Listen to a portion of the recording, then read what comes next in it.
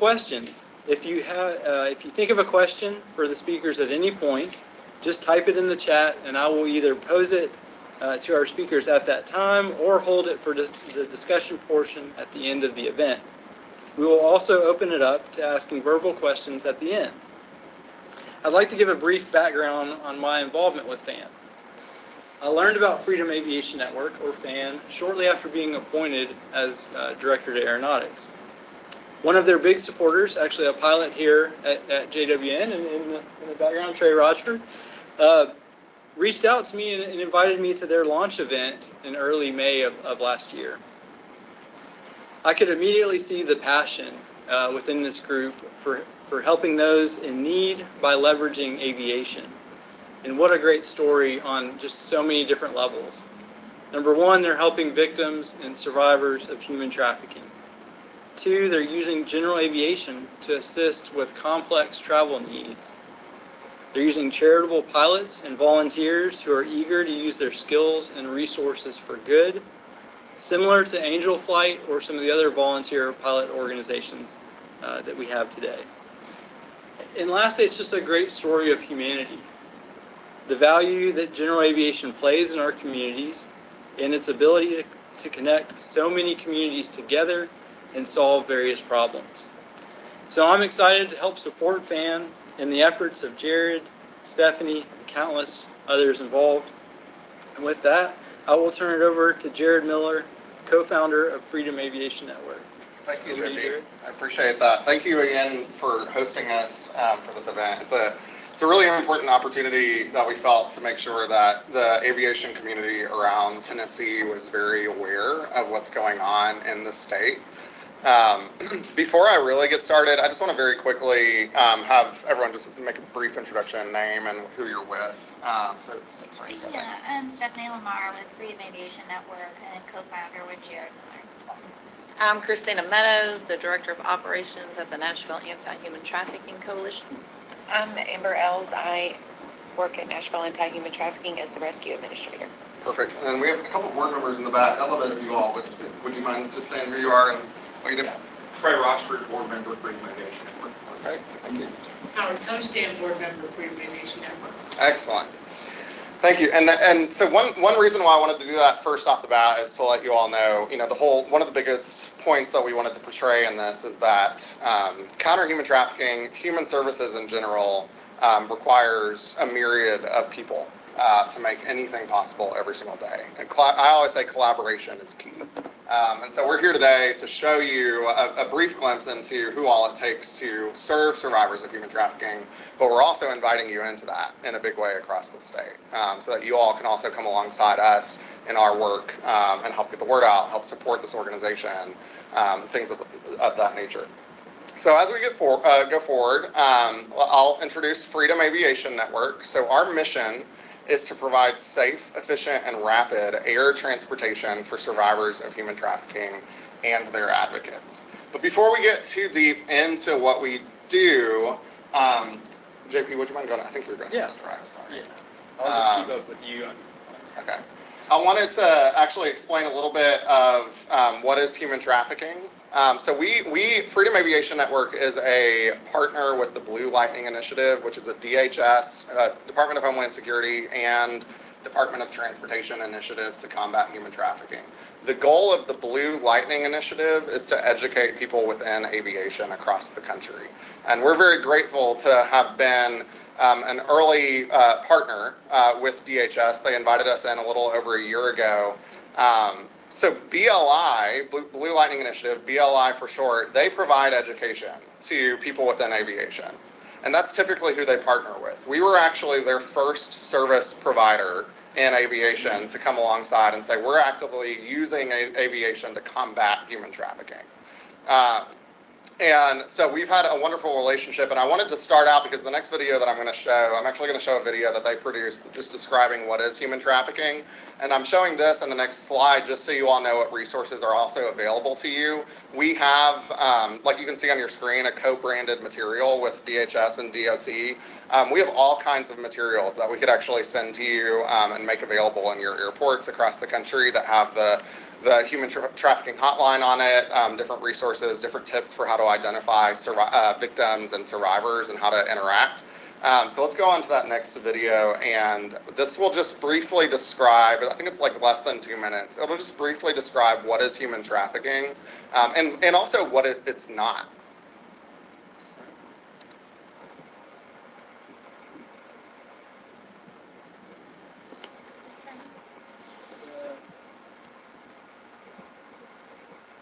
Hey, JP, there's no audio. I think y'all have to go to the top of the screen to enable audio sharing. Yeah, thanks, Christopher. Thought I had that. I may have missed it. Include sound. Okay, we'll try that again. So, sorry, everybody.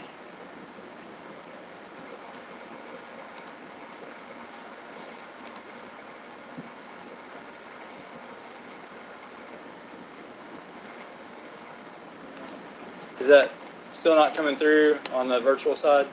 No, sir. Okay.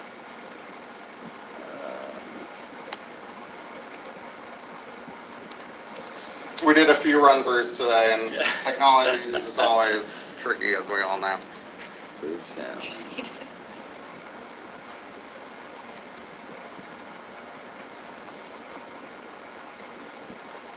you want me to try flipping it? Maybe this is it.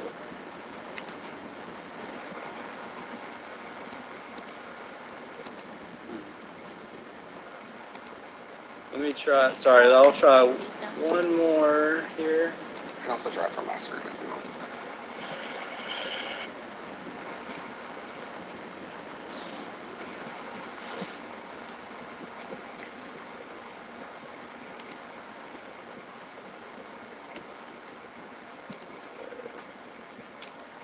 Or I could talk to it.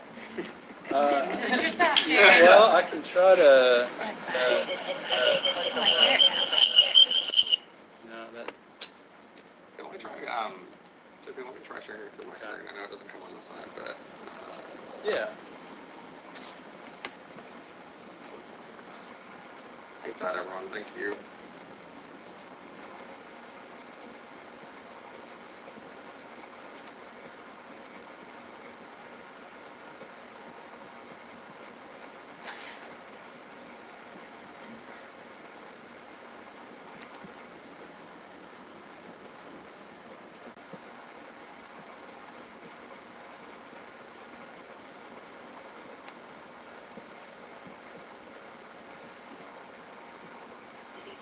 Suburbs, rural towns, and tribal lands.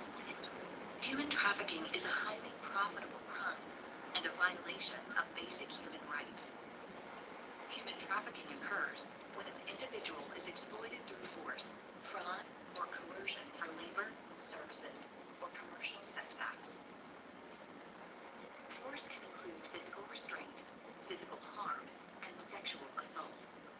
Fraud can include false promises regarding employment, wages, working conditions, love, marriage, or a better life. Coercion can include threats of serious harm or abuse against the victim, to include their loved ones. It can also include psychological manipulation.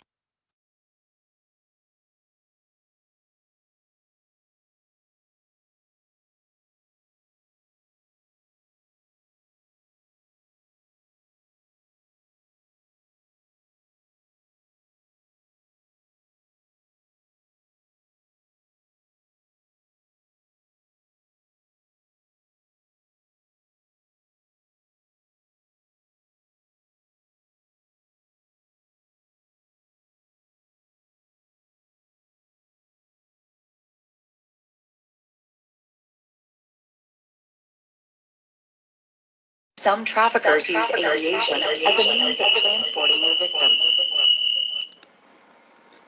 Anyone can be a victim of trafficking. Victim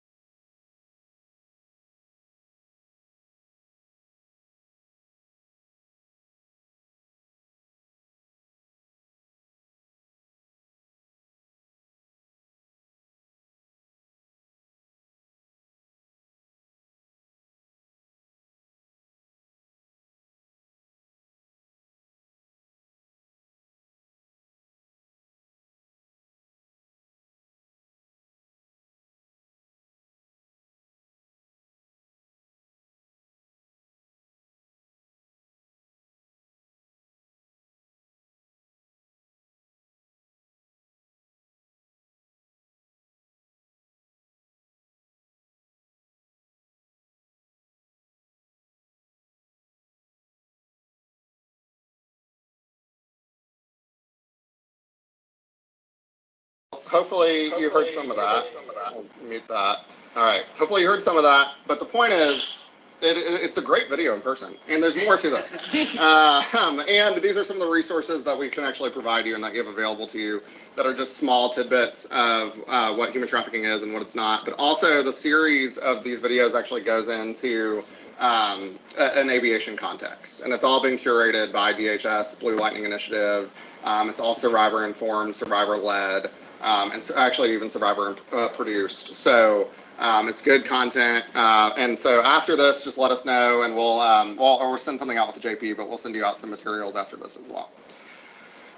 So in short, human trafficking is the forced coercion, fraud, manipulation of a human being for profit. And I'm going to try to, I might switch it back to you actually. Yeah, sure. It's not clicking through on my side. So we're going to switch over the PowerPoint back to JP. Get him in on it. Sorry for the tech stuff, everyone. And we'll get into Freedom Aviation Network in a big way now.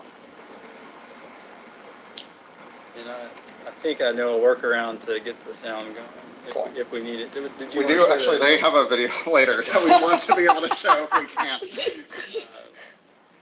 Cool. All right. So what's the need? So we learned a little bit about human trafficking just now, but what is actually the need? And why is Freedom Aviation Network here to provide safe, efficient, rapid air transportation for survivors of human trafficking and their advocates? Well, a study by a group called the Polaris Project, which runs the National Human Trafficking Hotline, they do research projects on a regular basis. And I think it was 2019, they came out with a study that actually identified that 54% of survivors who responded to the study said that transportation was a barrier to leaving their situation. And so that is what we were trying to resolve, is the barrier to access services, not just access leaving your situation, but to also access a myriad of services within your recovery journey. So that's what we're here to do.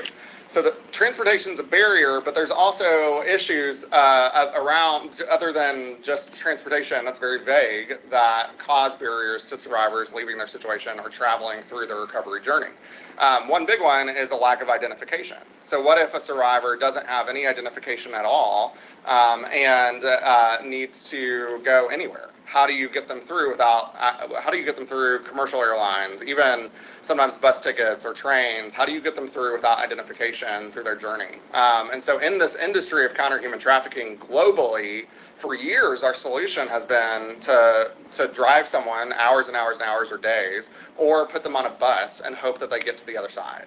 And the reality is that that's not safe. It's not efficient, and it's not rapid. It doesn't help. It's re-traumatizing, and potentially there's an opportunity for re-exploitation along the way.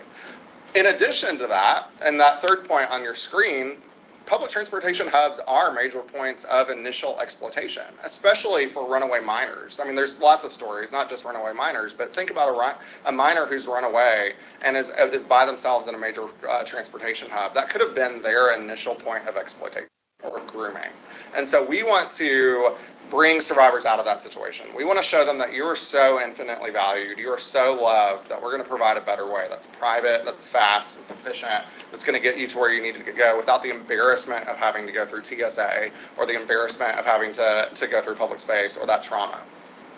That last point on the screen is largely, to be honest, anecdotal. There's not a lot of studies on how many case management agencies are actually sending or receiving survivors across the country. But what we've discovered is that there are about almost 3,000 beds available for designated for survivors of human trafficking across the country. And that comes from an organization called the Institute for Shelter Care that helped us come up with that number. So if there are 3,000 beds available, then theoretically, and they have 100% turnover every single year, then theoretically those beds are being filled every single year and someone's coming and going. So this stat right here is the minimum for someone who needs a bed. And so that doesn't include someone who needs to go to a court appointment to testify against their trafficker. It doesn't include someone who needs to go home to see their family for the first time because they were separated from their children. It doesn't include any of those things. So truly, the demand for our services is incalculable right now.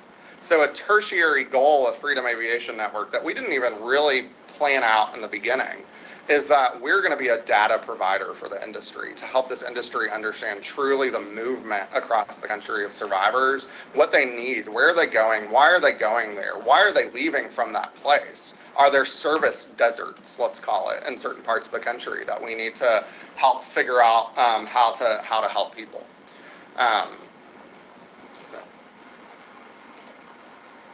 So we have come up with our solutions for Freedom Aviation Network. And you'll notice in our mission statement, we do specifically say air transportation. So right now, we are not taking responsibility for ground transportation at all. That might be something that we help out with one day, but we said we have to stay in our lane and we have to do what we do well. And we have to start with one thing. So let's try to eliminate this barrier through air transportation. So we use private aviation, private aircraft, we use commercial tickets, and we also use charter flights. So our primary model is to recruit volunteer pilots who will fly under public benefit flying regulations. We are monitored by the Air Care Alliance, which some of you may have heard of them, but they're the umbrella organization that ensures compliance for public benefit flying organizations such as Angel Flight, you might be familiar with them across the country, Pilots and Paws, South Wings, other groups across the country that do public benefit flying. But we're different because all of those groups, they help with medical needs, they help animals who are at risk of being euthanized, they help turtles get back to their track of migration. But what they don't do is they don't help victims of crime, because that is a very niche service area with lots of logistical challenges around that. And so the Air Care Alliance monitors us. That's where I'm going with this. The Air Care Alliance monitors us. They ensure that we're compliant. They give us the resources. The Air Care Alliance, Angel Flight, all these different groups have given us the playbook to say, this is how we do this. This is how we've built this over the last 40 years. We don't want to do what you're doing because it's scary, it's time consuming, it's last minute, it's all these different things. But what we want to do is give you the playbook and support you. So we're surrounded, I say that because we're surrounded by groups within public benefit flying, within aviation, who have been doing public benefit flying for years, but we're transforming that. What I like to say is we're inventing a new wheel on manufactured components. So with that, we recruit volunteer pilots, and that's the core of what we do. Currently, we have 170 pilots in 39 states and counting. And we actually just got 3 more new states that are 2 pilots representing 3 new states in our onboarding queue right now as we speak, which is wonderful. By the end of next year, we intend on having a pilot presence in all 50 states. But right now, because we were born out of Nashville, Tennessee, the majority of our pilots are in Middle Tennessee. We have about 35 pilots in Middle Tennessee. And to be honest, we only have 35 pilots in Middle Tennessee. So we don't have right now pilots in West Tennessee or East Tennessee. We don't have anyone past Dixon, west of Dixon or east of Lebanon, really. And we might have a couple as far south as Tullahoma.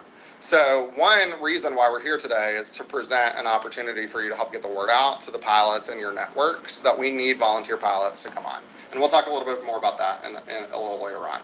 We also utilize commercial aviation, and I want to tell a quick story of why commercial aviation is sometimes the best solution.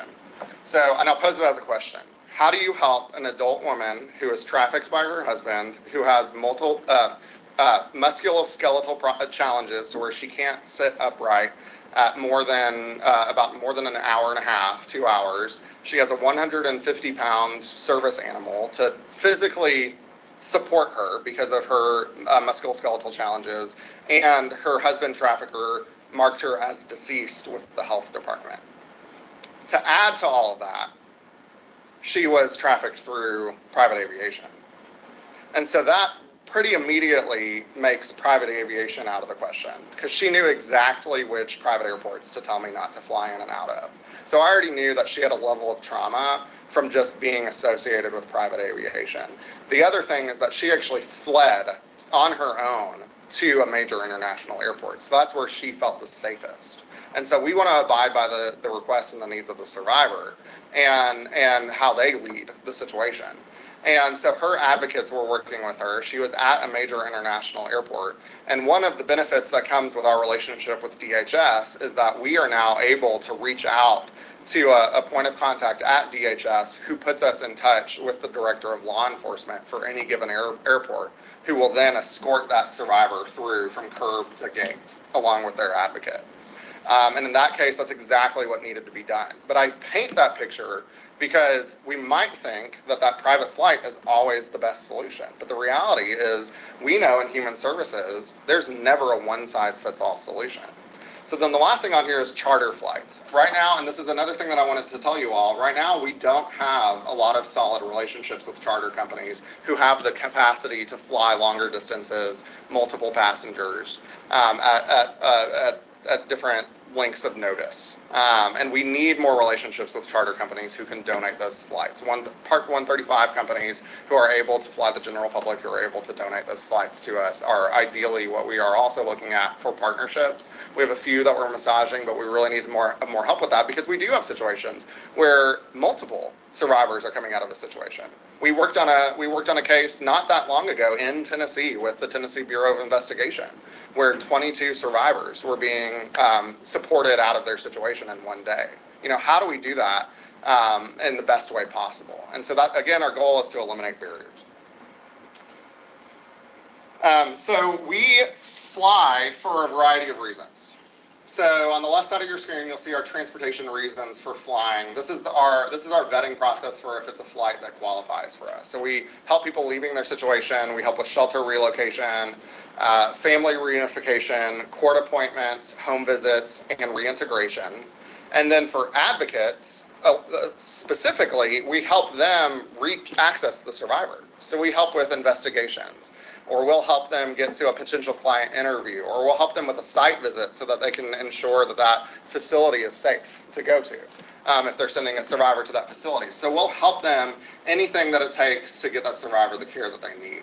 Now, one thing that I want to say is anytime that we fly a survivor, we always have an advocate on board for private flights. For commercial flights, we give it as an option to the case management agency to send an advocate, but we always provide a ticket for the advocate if that's what's best for that situation. But for private flights, we always have an advocate and a survivor on board, which, of course, you're doing the math, I'm sure if any of you are pilots, that adds to the weight and balance challenges of these flights. So not only do you have two passengers immediately, but you also have whatever luggage that survivor has, because they're probably moving. You know, and I'm not saying that they're moving their couch, but I am saying they're moving whatever they have, most likely. And so we know that these flights tend to add up in weight, which does make it a little bit more challenging for pilots to be able to do that. But thankfully, we do have quite an array of pilots on our roster who are able to make that happen. So, yeah, please do, absolutely, yes. This is a picture on the screen from the flight that we did out of North Carolina. We've had a call to rescue a minor. And she was very close with the police officer. So we were sending the minor, the police officer, and an advocate. And then we got a call at the last minute that they could get out another minor. So that just added to the load on the aircraft. The pilot must have had a friend, and they went out and rented a King Air for this flight instead of the Baron that he had. But that's a picture of that flight getting done.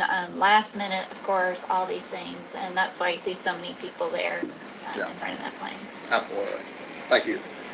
So with that, we do sessions like today where we're providing education and awareness. We also help people understand how to mitigate human trafficking in their environment. We do community education on a regular basis. You can see any event that we attend is on our website.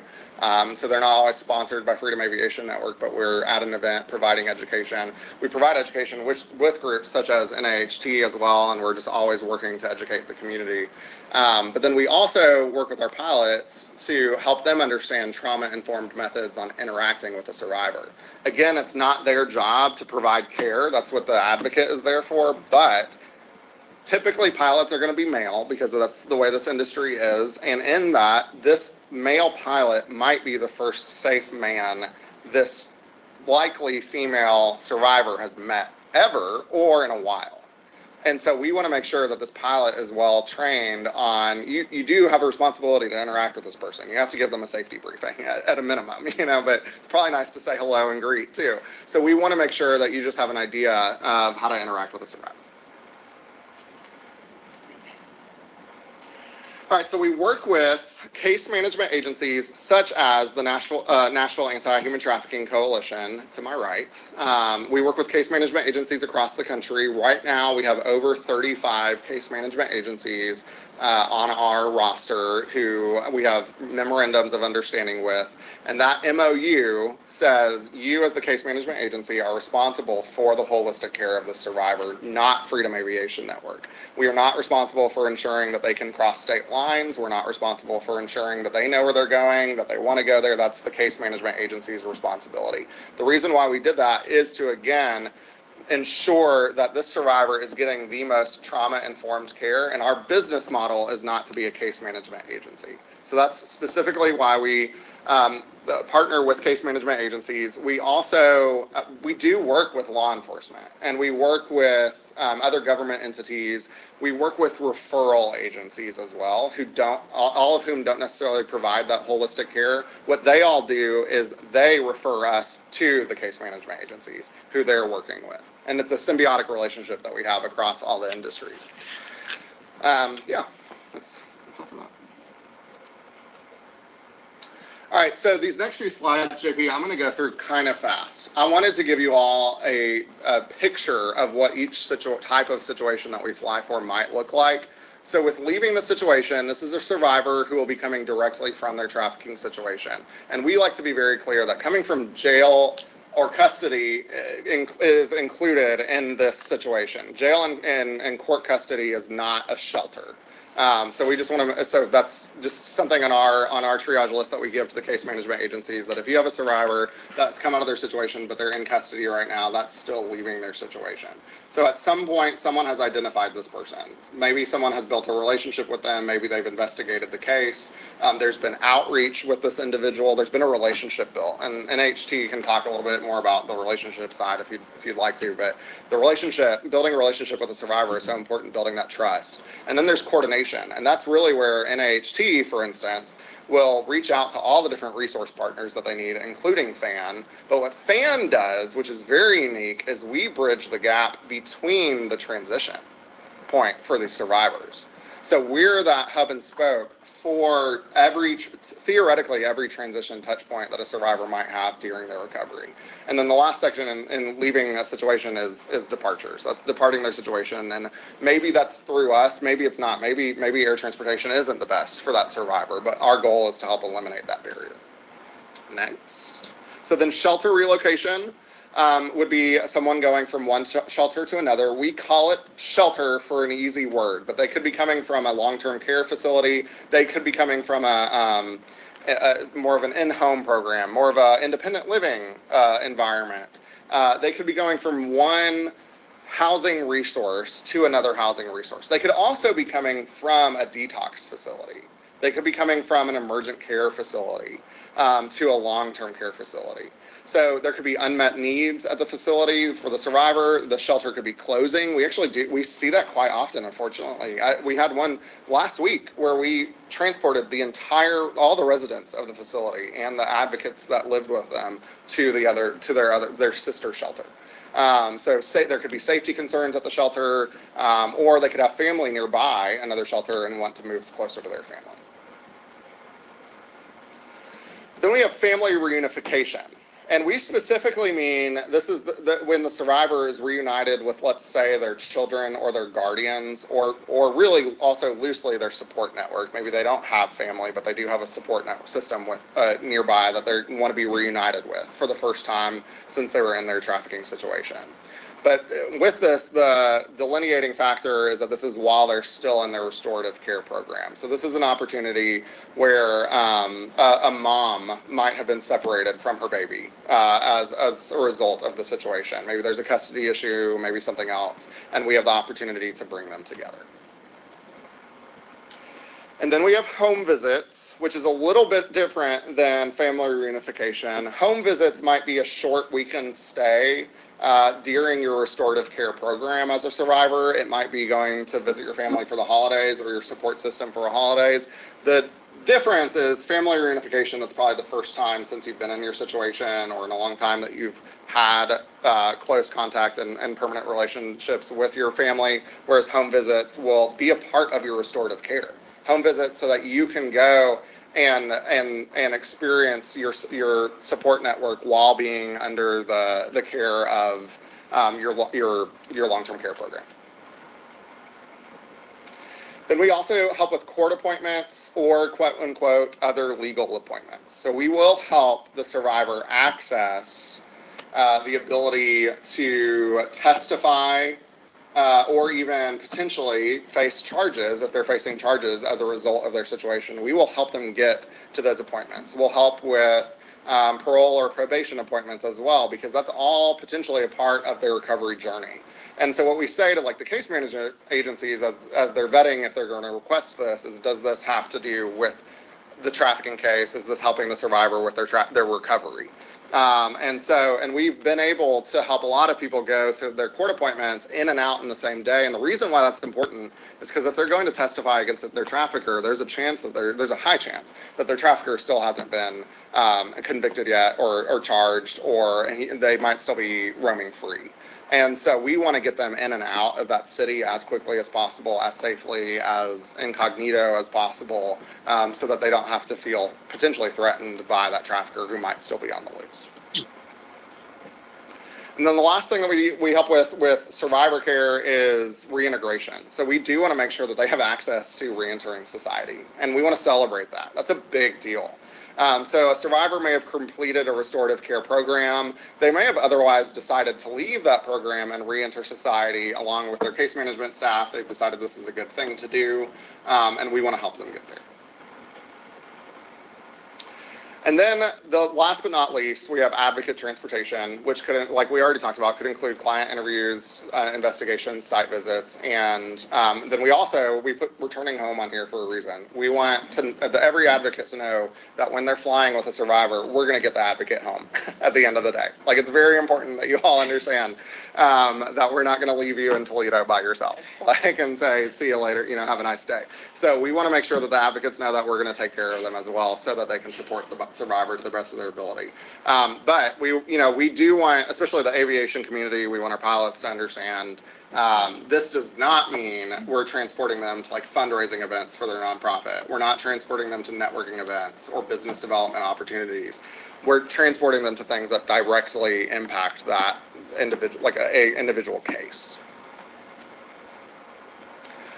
And then in brief, we wanted to just paint a picture of how our operations work. And we will now, include a little bit of where the FBOs come in and the small airports come in this. So the first thing that happens is we receive a flight request from a case management agency. We'll triage that flight request, we'll vet it, we'll even do a quick weather check, or we'll do a quick check of the pilot roster in that area and see who may or may not be available, what's the realistic route. We'll also look to see if there are any notes that cause us any red flags or green flags. We'll just look through it, we'll review it, and then we'll send it out to the pilots along the flight path. So you heard me say we have 170 pilots in 39 states, but we're not going to send a flight from Tennessee to Virginia to a Washington pilot. They don't need to know that. While all of our pilots are required to sign a non-disclosure form, we also still want to limit the amount of information that we're putting out on a regular basis to the pilots. If you're a pilot on the flight path, you will, in a state across the flight path, you'll get that flight request. Then it's time to coordinate. And we're coordinating with the case management agencies, typically the sending and receiving case management agency. We're coordinating with the pilot, and the agency is coordinating with the survivor, but we add that component on here because the survivor situation could be very fluid. And there are things that they are doing, the case management agencies are doing on a daily basis to help solidify those arrangements. But the reality is that a survivor may end up not wanting to leave that day. They might end up wanting to go back to the life. They might end up not being ready, or something else. The court appointment might fall through. There's a myriad of reasons that something on the survivor situation itself might happen. So that's where we work with the case management agencies. We do a 24-hour check-in before the flight, and then it's time for the flight, and the pilots always submit a post-flight report. In between the coordination and the flight, though, we do a check of which FBOs are in the area. And so this is where I definitely want everyone on this call to really hear this. We fly in and out of Tennessee airports on a regular basis all across the state. Even though we only have pilots in Middle Tennessee, we're still doing flights in East and West Tennessee or in and out of those from other areas. We have now a wonderful relationship with Signature Aviation, where we send them a little bit of an automation that says, hey, there's a flight in your area. Can you provide fuel discounts, parking fees, other services as might be needed for this case? We want to continue to build relationships with FBOs across the state for multiple purposes. One big reason why we're having this call is because we want you to understand what's going on in the world around you. We want you to understand that when there's a fan flight coming into your airport, it's surrounded by people who are making sure that this is safe, secure, and efficient. And it's surrounded by experts in the field. And we're coming into your airports, and we want to have that relationship with you all. To the extent of if there is any support that your airport, your area, the aviation community in your area, other FBOs can provide, that goes to alleviating the burden on the pilots, but also the whole case can go much smoother. And we'll talk a little bit, I think it's the next slide that we'll talk a little bit about the burden on the pilots. So the pilot's responsibility, and the reason why this, for instance, for a great example, this relationship with Signature is so important. According to FAA regulations, the pilots are responsible for the entire cost of the flight. So in the event that an FBO is able to offer a fuel discount to this pilot who's flying a fan flight, that alleviates a decent chunk of the burden, a financial burden for this flight, which is a huge gift for the pilot. At the end of the day, the IRS also allows this to be a tax-deductible donation on behalf of the pilot. So they are allowed to write this off as a tax-deductible donation, and we give them that receipt after they submit that post-flight report. But they are still doing this out of the generosity of their own hearts. And in addition to all of that, they're also really ultimately responsible for the regulations and the safety of the flight. And so they're responsible for also checking the weather. They're responsible for ensuring that their personal minimums aren't exceeded. They're responsible for to cancel the flight, really, because we are not an aircraft operator. So anything that we can do to work with airports across the state and FBOs to help alleviate any of these burdens on behalf of the survivors is what we want really your help with. Do you want to say anything about that? No, but the other factor is if we have people waiting for their flights and things like Yes. that inside the FBO, if there's a safe area for them to be, or maybe even a private area, sometimes that's helpful. I know when I did one of these flights, I picked up this poor girl. She had been there for a long time and ended up sleeping on their conference table. They didn't quite know what to do with her. So just being aware that, what's going on. And so. No, that's good. And like Angel Flight, some FBOs literally throw a party and come up with balloons and say, yeah, you're going to your appointment. We don't need that. That's not what we're asking for at all. But we do want your staff to be informed, and we want them to be respectful, and we want as much involvement as we can. So. I'll briefly talk about this because we're running a little bit short on time, or a little bit behind, but we have no such thing as a zero risk flight with Freedom Aviation Network. We have low, moderate, and high. And I wanted to say this for the sake of, we are bridging this gap of transition for the survivor, but we're also very aware of the operations plan that's necessary to ensure that this is safe. And some factors that could contribute to safety are physical risk. If potentially the trafficker is on the loose and potentially they are nearby, they might be trying to follow the survivor. In that case, most case management agencies have coordinated their own security typically. If not, we'll help them figure that component out. We have not run, and I'm sure Christina could speak to this too, but we have not run into a situation, nor do we anticipate a trafficker ever coming to an airport, because that would be bad business for them. Because at the end of the day, they're running a business, and for them to make a stink at an airport would just be beyond foolish. But even then, we still take precautions to make sure that there are potentially armed guards. TBI, who may or may not be on the call with us today, they might be involved in the case. If it's one of their investigators, they might bring them to the airport. We also understand that some survivors are coming out of addiction. So we are very aware, along with the case management agency, is there medical risk? Is there a behavioral or psychological risk that we need to be aware of? We had a recent flight request that we filled in commercially, actually, where a survivor was deathly afraid of men, and part of their complex PTSD, they were just not the right candidate for a small aircraft with a male pilot. And so we just have to know these things. And so those are the types of things that would contribute to a high risk flight. We always do a briefing with the fan pilot beforehand, the pilot beforehand, after we receive the flight request. Then we do a group briefing if it's moderate or high with the advocate. And then we always do, for high risk flights, we always do a post-flight debrief, because we always want to be doing better. We always want to make sure that we're crossing our T's, dotting our I's. We want to make sure that also everyone is emotionally and psychologically okay after a high risk flight. So we'll actually we haven't done one with you all yet, but we've done some of these with other case management agencies where we get the case managers involved and we just have this beautiful debrief where we're all talking about what we experienced that day. So just wanted to make you guys aware of we understand and we're working to mitigate risk that comes with this. That's where we have pilots right now across the state. You can skip over that one. We'll send information out on how you can get involved, so we'll skip over this for the sake of time. We do want you all to know that you're cordially invited to the Conservation Hall of the Tennessee Governor's Residence on September 19th of this year. We're hosting our annual fall fundraiser event at the Governor's Residence. We're also going to do this a little bit as an immersive experience, educational. It's going to be cool. It's going to be fun. And we have NIHT's income generating project, Sweet Daisy, providing or we're paying for it, but we're providing our desserts for the event. So what we want to, and we're actually, our caterer that night is another anti-trafficking organization in Nashville called Thistle Farms. And so what we wanted to do was survivors helping survivors in this event. We wanted to celebrate the network and all the pieces that it takes.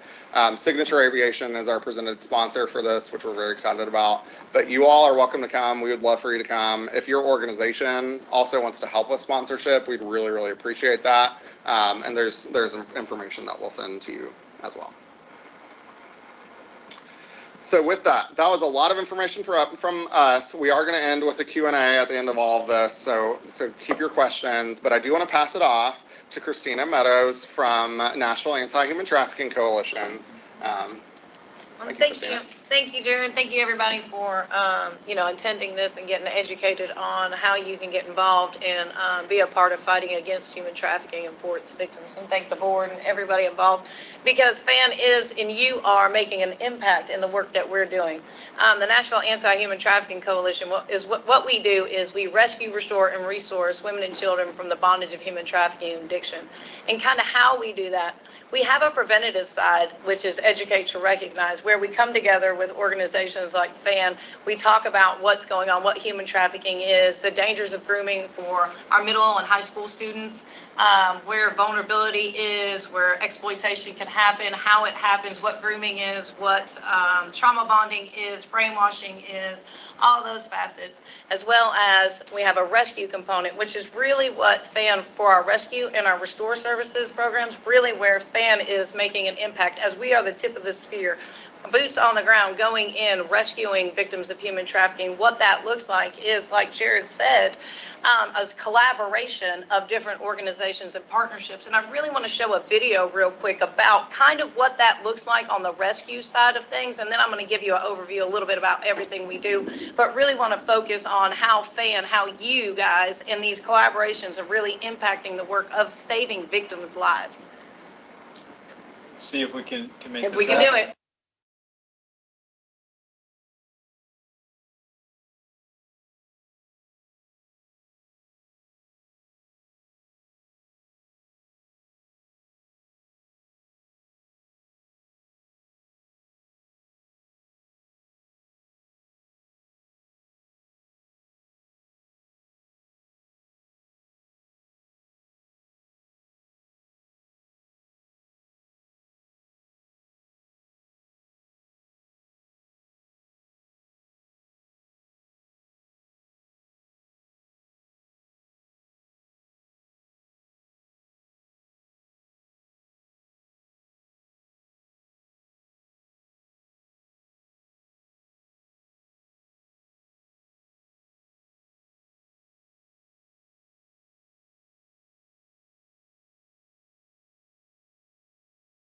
he works on that, I'll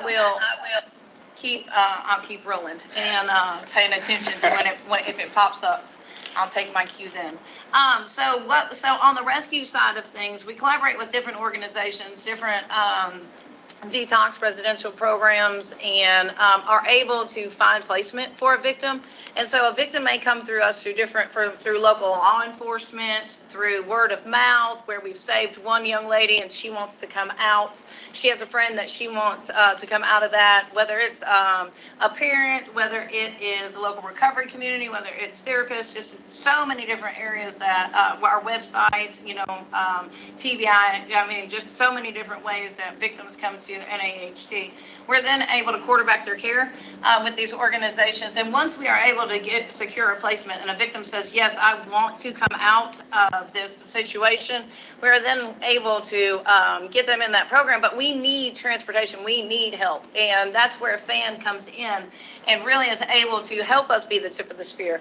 If we're the tip of the spear, they are the arm who is driving that spear into this darkness. And what it looks like for us is really being able to say, hey, we have someone who's ready to come out, and within hours usually get a confirmation from Jared and FAN to say, hey, we've got a pilot lined up, we can do this, or the weather's bad, we need to put it off for another day. We're able to collaborate with another organization, can you keep them safe until this next time? And the whole time communicating with Jared and his team and the pilots, and I have had a point where it was like 3:00 in the morning. They're reaching out saying, hey, we've got someone, and able to really wake up first thing and hit the ground running and get a victim out of a high-risk situation. And doing that impacts in such an area where we can get them into these treatment facilities or these long-term trauma programs and get them really shored up to be able, for a justice component, to be able to testify against their trafficker, to get this person off the street, to help to not be able to exploit anyone else, to really get this holistic healing while they're in these trauma programs, going back to visit their family, going back for these court dates, it's just so many different areas. And getting us to them is another facet that is, because that relationship with the victim, myself, I am a survivor of human trafficking. NAHT is survivor informed and survivor led. So that is another facet, a component of NAHT, that we're not going in, highbrowing, saying, hey, what we think a survivor needs. We actually have thrivers on staff who have been in the life, who have been rescued, have walked this journey, who are able now to communicate with a victim and say, hey, I've been where you're at. I know what it looks like. Let's build this trust together. I've been rescued out of it. This is what it looked like for me. And you can trust Freedom Aviation. You can trust Jared. You can trust these pilots. We've been with them. We know what it's like. And really bringing that fear out. And not just that, as a survivor ourselves, communicating with the pilots saying, hey, this is what we're looking at. We're riding along with them. We know we can smell BS a mile away because we dished it out once upon a time. We understand, are they smuggling drugs on? Do we have Narcan? We are prepared. And we've got you guys being prepared as well through this experience. So really being effective in the journey, as well as once they come out of that, we have a restore program at NAHT. So the restorative services, so they've gone to detox, residential programming. They're free from substances and trafficking. They're in this program where they're healing and they're on a healing journey. They're testifying against traffickers. Well, we're a hope-filled community at NAHT, so we don't just drop them off. We're walking alongside them, helping them now take the tools out of their toolbox and use them to everyday life. At NAHT, we're helping victims become survivors and ultimately thrivers. And how are we doing that? With the thrivers on staff who are inspiring hope that they can do it too, that we've been there and we know what it's like. And if we can thrive, you can thrive too. And these people helped us along the way. And that's why it's so critical to have these collaborations. And Jared, who's come into the building, who's talking, asking, how can we support them even after they come out of that program, is amazing. We have young ladies that was able to fly home to be with her mother for a weekend through FAN, and that wouldn't been able to do that because she only had a weekend, a 48-hour period, where if she'd have been on a bus, if she'd have been doing this any other way, it would have robbed her of that time. They were able to get her there within an hour, get her back within an hour, and that was a game changer in the quality of time that she got to spend with her family. And then after the restorative side of things, we're able to resource them into jobs at our Sweet Daisy Social Enterprise. That is a revenue that has sweet little pedophores. We're giving them job skills, training, what it looks like to go back into the workforce, and bringing hope and education and awareness to this little sweet cake that Jared was talking about for his event. You'll come to our event and taste it. Come to the event, support our mission, and get a sweet treat in the process. And they're amazing, as well as, you know, the opportunity that the resource has and these partnerships have, you know, is a job opportunity for thrivers on staff to inspire hope the victims, as well as the skills to launch them. So not everybody's going to be able to get a job at an EHT or at a Thistle Farms or an Ancor or these agencies. But what we can do is give them skills and teach them that what happened to them in that, these are skills that are transferable, you know. So, you know, I used to be a hustler. I was out there in the street. How can I use those gifts that were honed in the furnace of affliction and use them to everyday life, you know, in a business model? I was a businesswoman in the streets. Does that apply here? And really being able to wrap around them in that people are pouring in and saying, hey, you're worth it. We think that you are so worth it. We are going to use a private plane. Our girls trip out when we tell them that we have a plane, a private plane that's going to take them to their treatment facility or take them to see their family or go to a court date. And they're like, I cannot believe people care so much about me that they're willing to not only fly me in a private plane, but they're footing the complete bill for it. There's little goodie bags inside the plane for them, you know, all this love and care and saying, you know, we see you. We see you. We want to help you. We want, and then not just those, but you guys see us. You know, they see us as an organization and what our hearts are and how we want to serve victims. And you guys are not only getting behind them, but you're getting behind organizations such as NAHT saying, hey, we see you, we see your heart, and we want to help you. And what can we do to help? And this is a gift that we have, a plane, we have the skill, and we want to contribute that. So it's amazing what you guys are doing, and we're so, so grateful. And I can't tell you how many lives have been impacted already in the short time we've worked. And I know anywhere from 10 to 20 flights. Yeah. I was like right, the number, something like that. And, you know, so that's 20 lives that you have impacted, that you have saved. You have been part of saving, getting a victim out of being exploited, who has been negotiating a price for her body. Somebody has been profiting off of that, has been in darkness that she does not want to be in, but she sees no hope. But this plane of hope comes flying in and picks her up and takes her out of there. That's like knight in shining armor stuff. So thank you for being a hero in someone's story. I want to roll over to Amber, who is our rescue admin, who is really walking into these situations and doing all that work. And I'd love for her to give you a story, which you'll see on the video after this. He'll send it out. But really an in-person story view of what it looks like for a victim and what we do and how FAN is contributing to that. Amber? Hello. So our most recent rescue with FAN was a pretty powerful one. We had a survivor that had escaped from her trafficker and was currently in the process of prosecuting him. You know, he was free on the streets, so she was having to be in hiding. He had located her, so we had reached out from another organization that was her advocate where she actually was located. And they said, this is dire. We need her out immediately. We need to get her out of state. We need her in long-term trauma. We need her in hiding. Upon finding placement for her, I was able to reach out to Jared. And the most powerful thing about this story is he had a flight within 12 hours. From 12 hours from the time I sent in the application, we had her on the ground in another state with another agency where she was in complete full safety. I just want to speak on the pilot was amazing. He was so gentle and kind and welcoming to the little girl. She was quite timid and a little terrified of just in general the whole situation. She wasn't trusting. It was a barrier to communication along the way with her because she was fearful and she didn't know if it was safe to really truly go with us. And it was just so amazing, the efficiency, the kindness, and the gentleness of the pilot. And it was just a really powerful story of how 4 different organizations were able to swoop in and have a complete rescue done in 24 hours. It's amazing. And Amber, so the rescue started from a telephone call to us in Nashville, but where did it come from? It came from also a nonprofit called Hope-Filled Rooms in Birmingham, Alabama.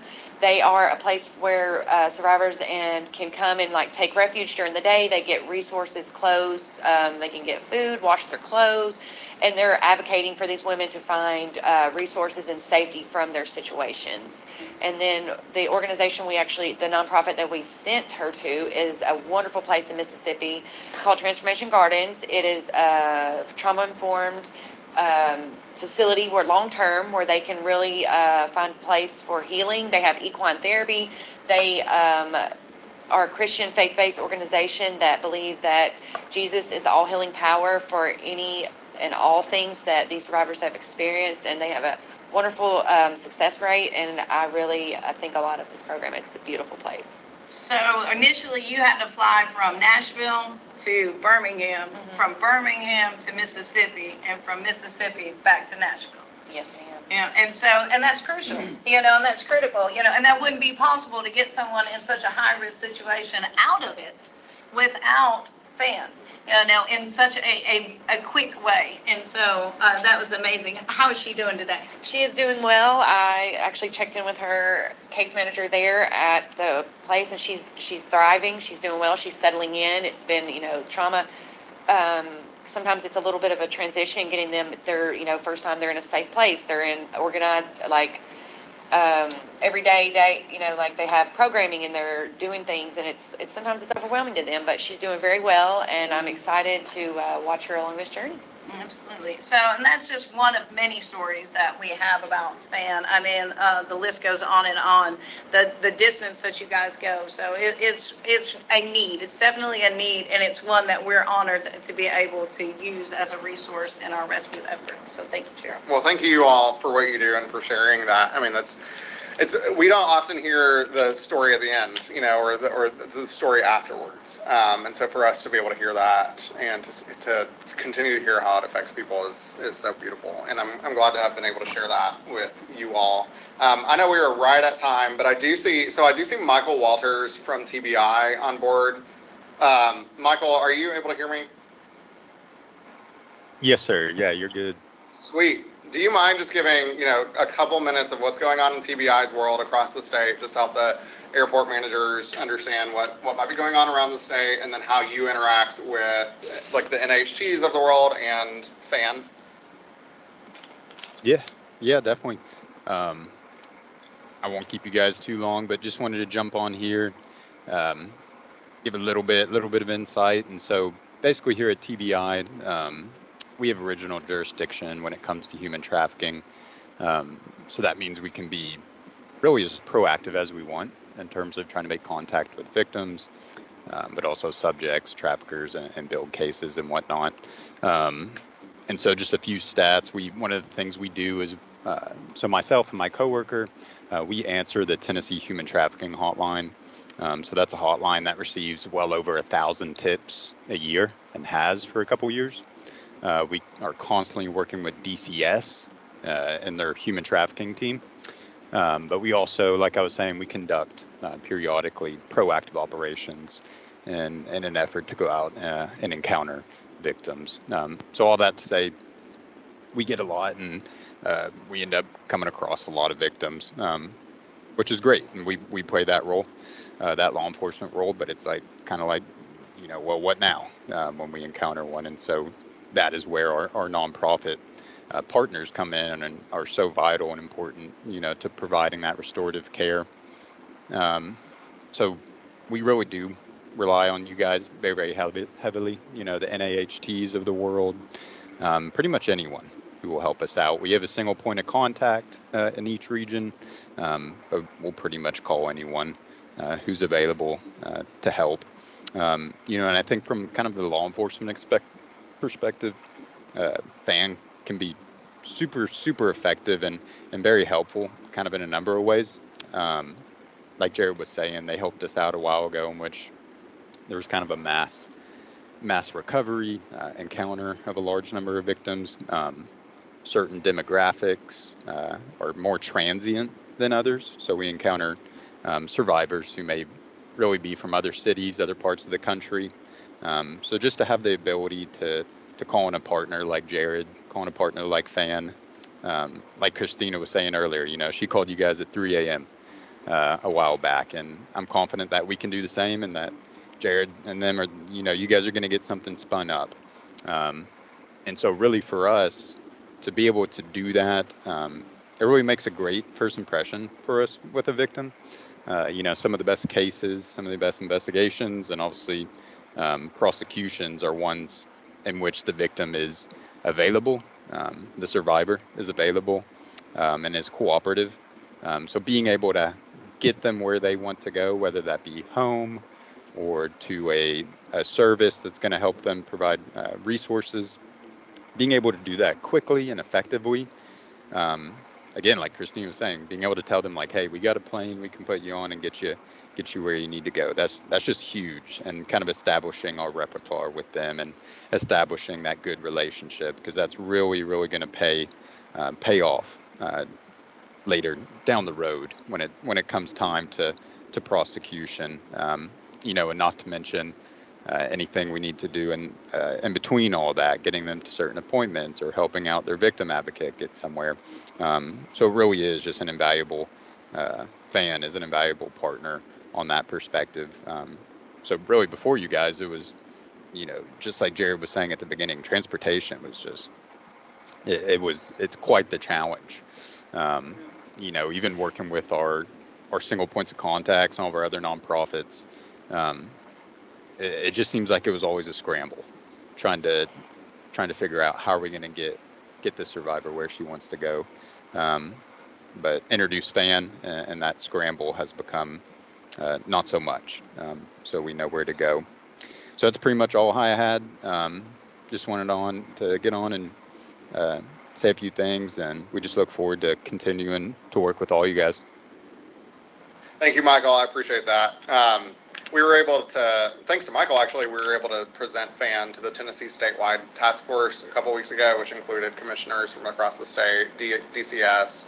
I think the state troopers were there in the room, just a wider range of anyone who might have an interaction with this.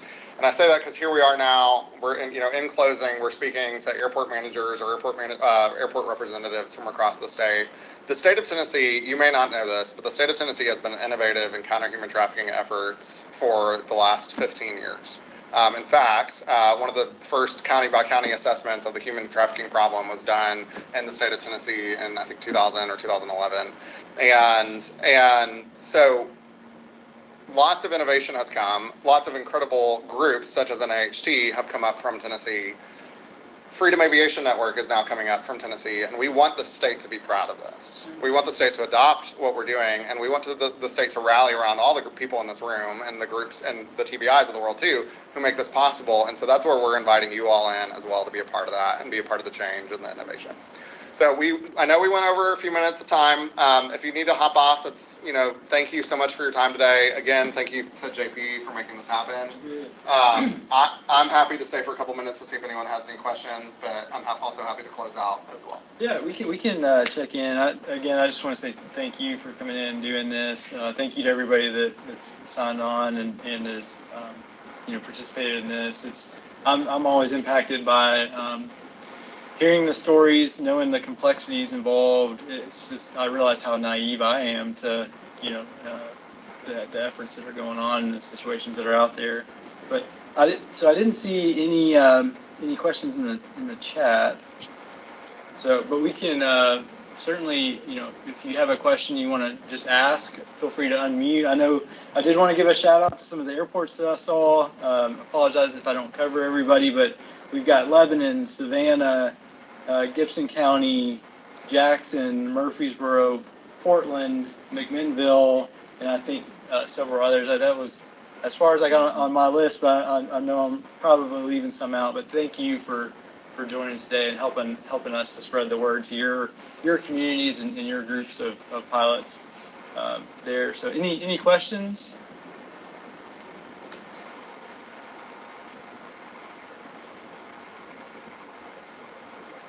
And who's on from Jackson County? Who is that? So that's Jackson, the city. City. What's their county? Madison. There you go, Madison County. Yeah, I don't know if we have anybody from Jackson representatives, if you're still on, we'll be there tomorrow. So. Like me, I will be there tomorrow along with Trey. Like specifically, if you would like to meet, we'll be there tomorrow. They may have had to drop off. I did see them earlier, but I'll send JP flyers that you can print, PDFs, things like that. The invitation to the event. We'll send you the link to the website, different things that you might need. We'll send the video from NAHT. So I'll send you a follow-up after. Okay, perfect. So if you want to close us out with the final call to action, I'll Yeah, absolutely. Everyone, I mean, my call to action, honestly, is that everyone can participate in counter human trafficking. And the easiest way to participate in counter human trafficking is by loving your neighbor and restoring value to human life. That's what I want you to do. I want you to go out and I want you to be kind to people and I want you to love on the people around you. But then also in your roles, I do want you to take a practical step as leaders across the state. And I would like you to rally around what's going on, especially in aviation as a tool to counter human trafficking, but also aviation as a tool to prevent counter human trafficking. So if you haven't signed up for the Blue Lightning Initiative yet, I'm totally happy to make an introduction to the point of contact for the Blue Lightning Initiative. They'd love to get you in those resources. Like I said, we'll also send you out resources. But if you have a desire to participate in this, especially financially as well, organizations such as the ones around this room also need that help. I mean, the reality is that for what FAN does, there's no government funding allocated for what we do because we created it. It's new. So we are looking for those supporters as well. So we would love you all to rally around the people around this table, the stories that you've heard in a big way. And with that, I thank you all for your time. Thank you.